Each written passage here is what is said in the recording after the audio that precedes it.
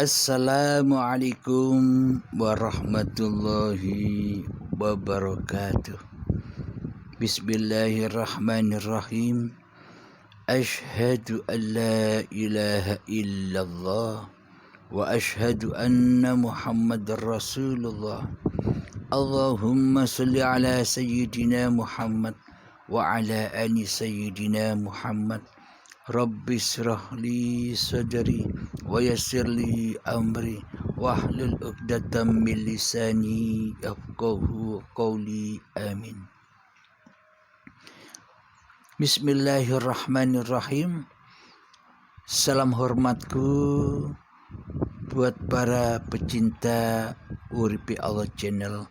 Semoga saya dan kita semua, baik yang ada di dalam dan yang ada di luar negeri, sama-sama berjalan di jalan Allah Subhanahu wa ta'ala. Amin ya rabbal alamin. Alhamdulillahirabbil alamin. Kita melanjutkan kembali edisi kehidupan manusia setelah kematian yang kedua.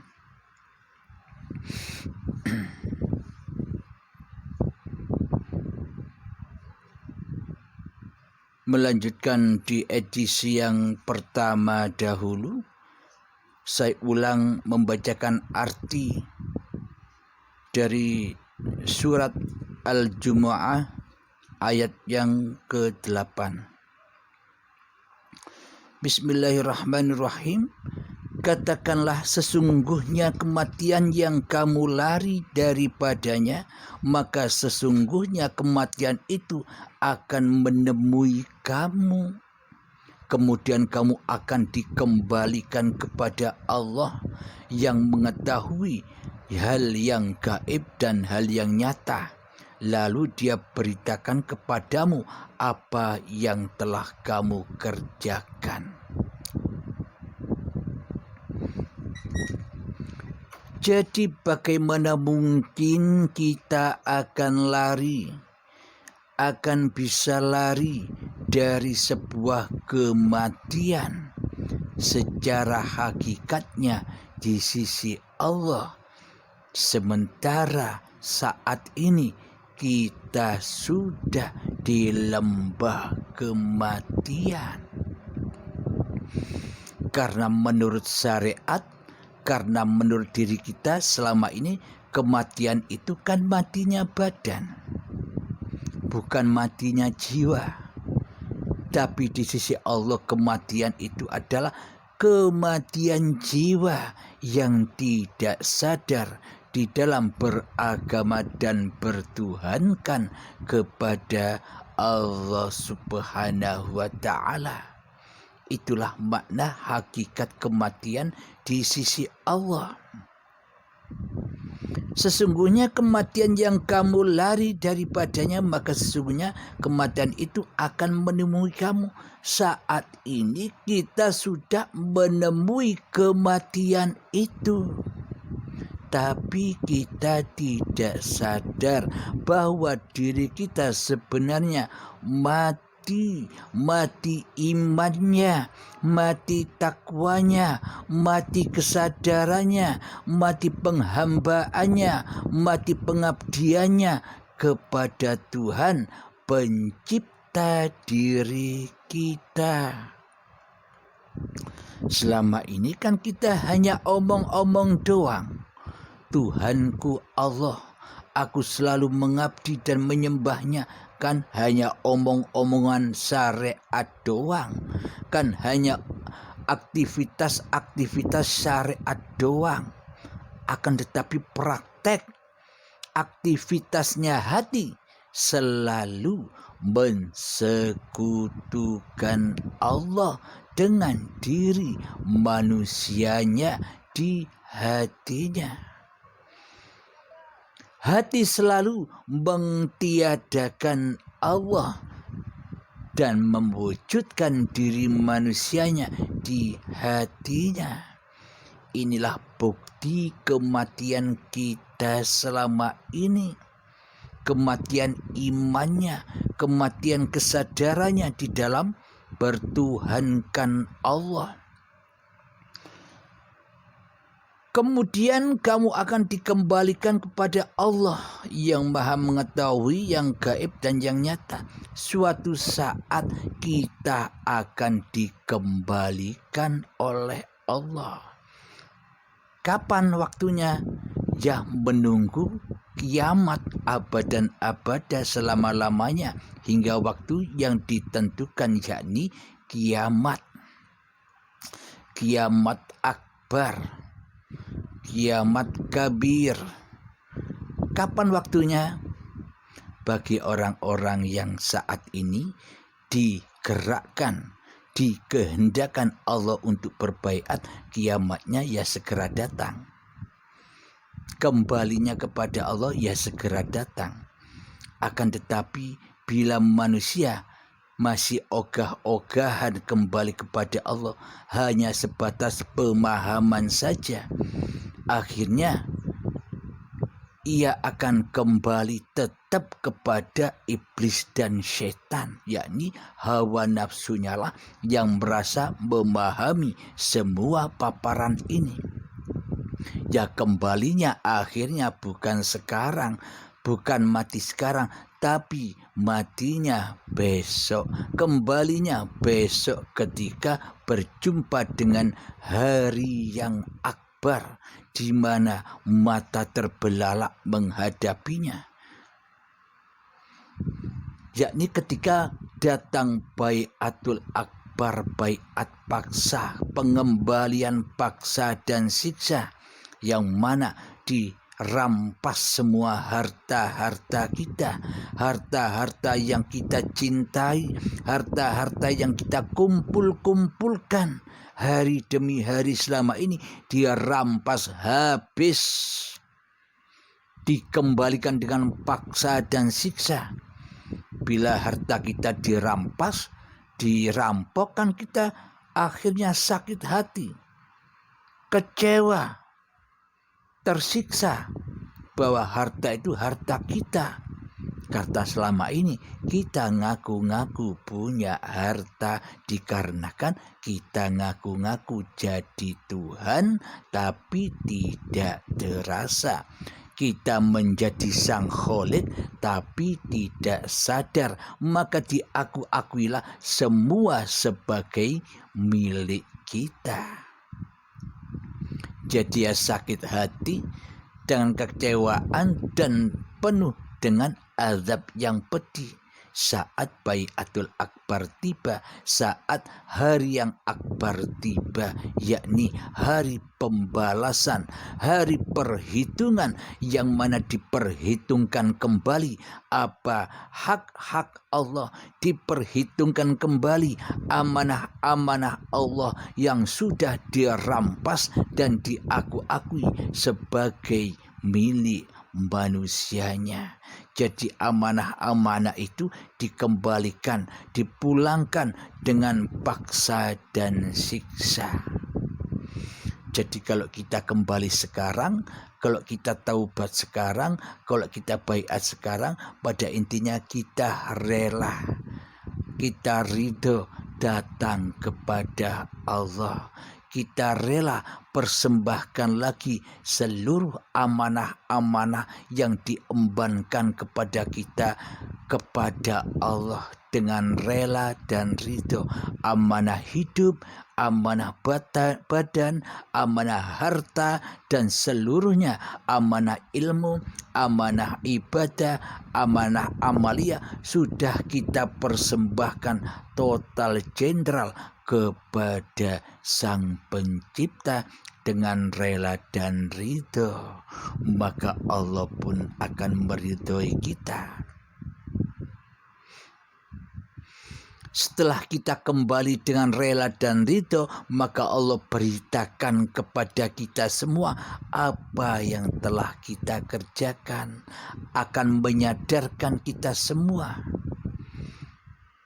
Bagi orang-orang yang belum kembali kepada Allah, ya tidak sadar hatinya bahwa dirinya selama ini mati, bahwa dirinya selama ini salah, bahwa dirinya selama ini zalim, bahwa dirinya selama ini mensekutukan Allah, tidak sadar.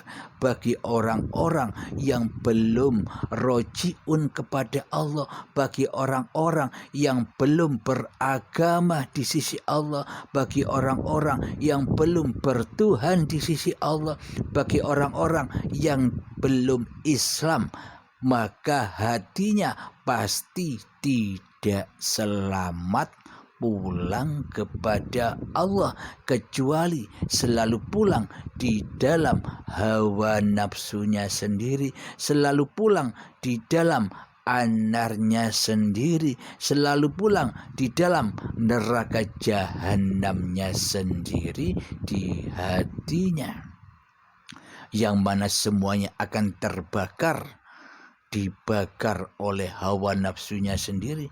Sholatnya dibakar, ibadahnya dibakar, semua urusan-urusannya dibakar di dalam hawa nafsunya, diakui sebagai milik dirinya sendiri.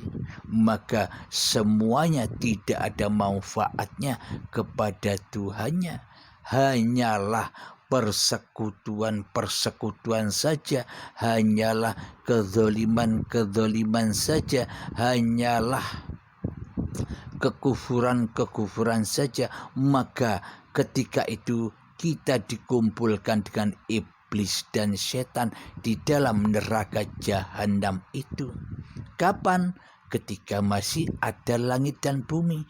Kapan? Ketika masih aku akui hidup dan badan ini sebagai milik manusiamu. Itulah hakikat nerakanya Allah. Kalau nerakanya manusia, kalau neraka anggapan versi manusia kan besok. Karena apa? Karena manusianya belum rojiun, karena manusianya belum bertuhan, karena manusianya belum beragama, karena manusianya masih ateis, karena manusianya masih jahiliyah hatinya terhadap Tuhannya. Hatinya selalu jahil detik per detik. Hidup dijahili, hidupnya Allah, uripe Allah dijahili sebagai hidup manusianya. Badan ciptaan Allah dijahili sebagai badan manusianya. Amalnya Allah, af'alnya Allah dijahili sebagai af'al diri manusianya. Sholatnya Allah, maksudnya bukan Allah nyembah Allah, af'al pergerakan yang ada di dalam sholat 5 waktu diakui sebagai sholatnya. Padahal di dalam doa iftitah sudah sangat nyata dan jelas. Inna sholati wa nusuki wa mahyaya wa mamati lillahi rabbil alamin. Sesungguhnya sholatku, sesungguhnya ibadahku, sesungguhnya hidup dan matiku hanyalah milik Allah. Jika semua milik Allah, apakah kita bisa hidup? Apakah kita bisa sholat? Apakah kita bisa ibadah? Bila hidup saja tak punya, apakah kita bisa beraktivitas? Inilah kenyataan bahwa selama ini kita masih mati, dipendam di dalam kuburan dan disiksa di dalam kuburan itu sendiri. Inilah kuburannya. Batu nisannya kepala dan kaki, dan disiksa di dalamnya. Inilah hakikat alam kubur itu. Alam kubur, tanah badan ini bukan tanah yang di luar sana, tapi tanah yang di dalam ini. Karena Allah serba memandang yang dalam. memandang hatinya. Bila kita masih duduk manis di luar diri, maka syariat berlaku atas dirimu. Semua syariat diakui sebagai syariat manusianya. Inilah hakikat kematian itu. Jadi bagi hamba yang sudah kembali kepada Allah lewat pintu baiat dan taubat, kembali sekarang, maka Allah akan selalu memberitakan kepada manusia itu. Manusia itu akan menyadari sebuah kezalimannya, semua kesalahannya. Itulah makna taubatan nasuha. Meskipun tanpa baca istighfar, maka otomatis akan tetapi meskipun kita selama ini baca istighfar 1.000.000 kali sehari, tapi di dalam membacanya di dalam neraka, membacanya di alam kematian, membacanya di alam kubur, ya percuma. Karena bacaan istighfarnya meskipun 1.000.000 banyaknya setiap hari, masih dituhani, masih diakui sebagai manusianya lah yang menjadi Tuhannya istighfar. Manusianya lah yang merasa bisa membaca istighfar, ya percuma dan tak berguna, sia-sia saja. Karena selama ini diri kita tidak mengetahui hakikat makna bertaubat itu sendiri. Apa sih makna bertobat itu? Makna bertobat hakikatnya ya bertobatlah dari menjadi Tuhan di hati kita. Jangan jadi Tuhan lagi.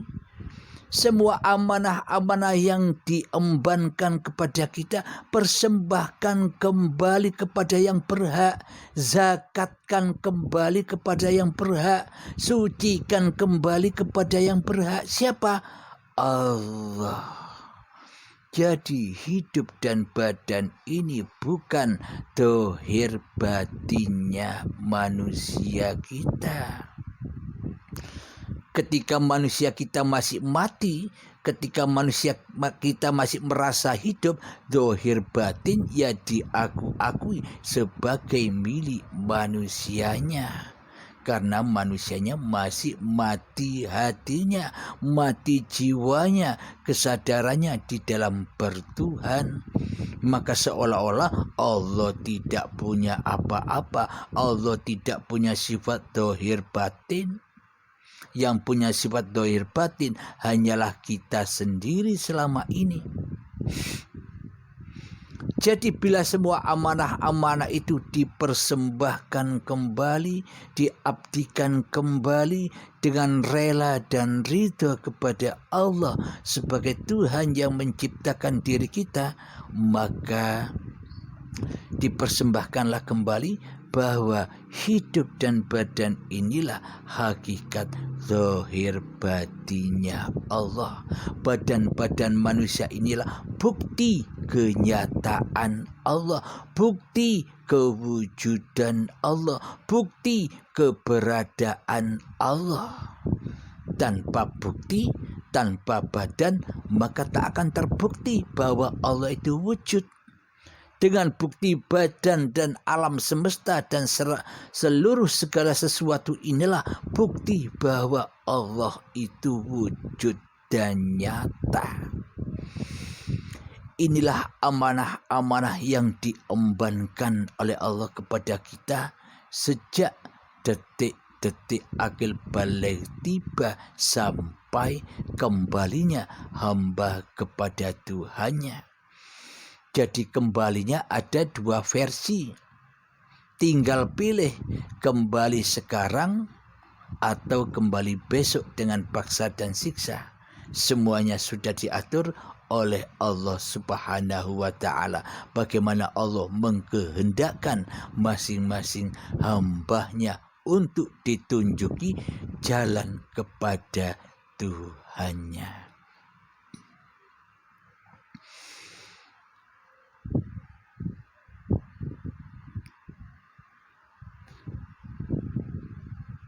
Jadi bila manusia sudah dikembalikan kepada Allah, ketika manusia kita rela dan ridho kembali kepada Allah, rela dan ridho bahwa diri kita tidak punya apa-apa, rela dan ridho bahwa zahir batin ini Allah, milik Allah, rela dan ridho bahwa hidup ini bukan milik manusia kita.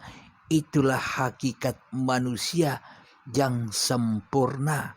Itulah manusia yang bermakrifat, yakni apa? Bukan bermakrifat kepada Allah, akan tetapi manusia yang sudah bermakrifat kepada hakikat diri sejati manusianya yang tidak punya apa-apa.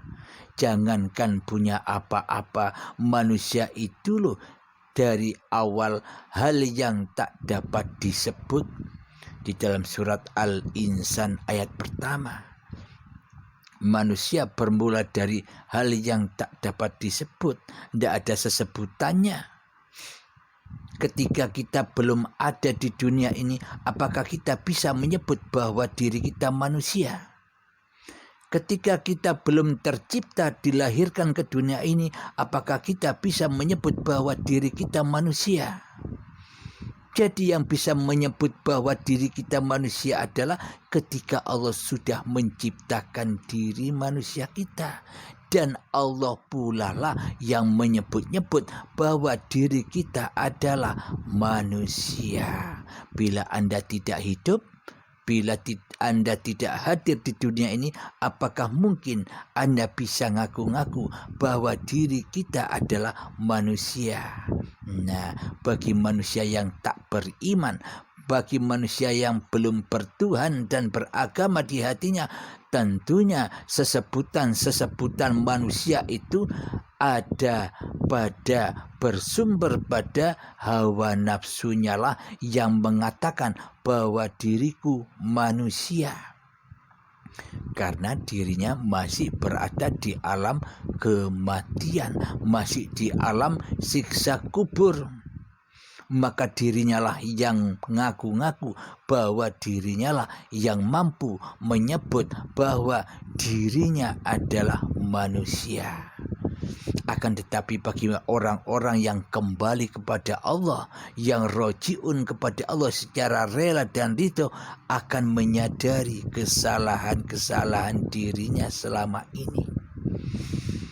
Maka setelah manusia menyadari, setelah manusia bertemu dengan pintu baiat dan taubat, maka manusia akan diajari sendiri oleh Allah. Allamal insana ma lam ya'lam. Allah akan mengajarkan kepada manusia apa-apa yang belum diketahuinya. Bagi orang-orang yang sudah kembali kepada Tuhannya, bagi orang-orang yang mati sebelum kematian ajal menjemputnya. Alhamdulillahirabbil alamin. Di episode yang kedua dalam judul kehidupan manusia setelah kematian, kita akan lanjutkan kepada episode yang ketiga yang akan datang. Mohon dimaafkan dan semoga kita semua, termasuk saya sendiri, selalu dipahamkan oleh Allah Subhanahu wa ta'ala dengan apa-apa yang telah dipaparkan ini. Alhamdulillahirabbil alamin.